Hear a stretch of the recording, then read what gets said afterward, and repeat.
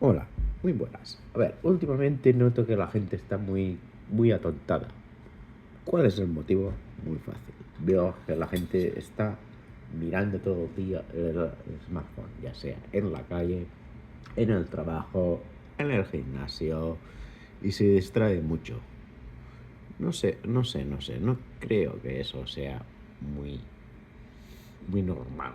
La gente tendría que desconectar ese tipo de redes sociales. ¿No crees? Es cierto que el uso excesivo de pantallas nos desconecta del presente, pero también es parte de cómo se ha transformado el mundo. Desconectar de vez en cuando, sin duda, es sano. No es que todos vayan a hacerlo a la vez, pero tú puedes marcar tus propios límites y tal vez inspirar a otros a buscar un equilibrio más consciente. Sí, pero a ver, no se puede empezar a ayudar a ese tipo de gente para que desconecte de las pantallitas. Ayudar siempre se puede, pero tiene que ser desde el ejemplo y el respeto. No puedes obligar a nadie, pero sí puedes proponer actividades en persona, invitar a momentos sin pantallas o compartir tus experiencias de desconexión. Al final cada uno elige, pero ser un faro de coherencia suele tener más impacto que sermonear. No sé, lo veo como imposible. Por ejemplo, yo intento quedar con la gente y yo siempre pongo un filtro, que si alguien quiere quedar, nos tenemos que llamar. Por ejemplo, hay gente que me manda un WhatsApp y siempre les digo cordialmente, mira, si quieres quedar, llámame. Entonces se acuerda el día. Da igual si yo no puedo o no quiero, pero al menos quiero escuchar la voz de la persona. No hay forma. La gente cae en la misma trampa y para quedar hay que quedar vía teléfono. No quieren. Y entonces dicen, no, quiero quedar vía WhatsApp. Y esa gente la ignoro. ¿Entiendes?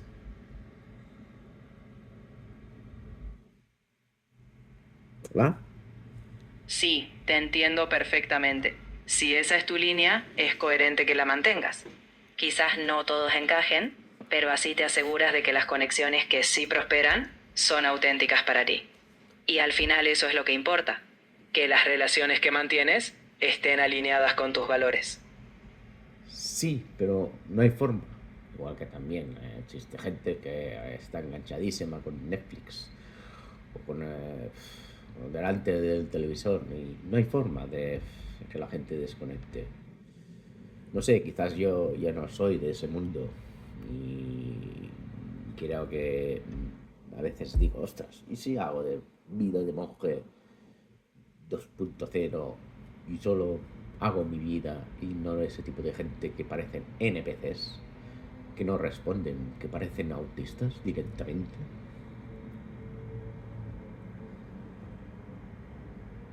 Dime. Es natural sentirte desconectado cuando tus prioridades difieren de las de los demás, pero no hace falta aislarte. Puedes construir una vida auténtica sin juzgar a otros. Al final se trata de encontrar a aquellos pocos con quienes sí resuenas. Y mientras tanto, tu vida puede seguir siendo plena, con tus propias elecciones. No juzgo a los demás, sino simplemente intento que la gente cambie, pero no quieren cambiar. Ese es el problema. ¿Soy yo que tengo que cambiar?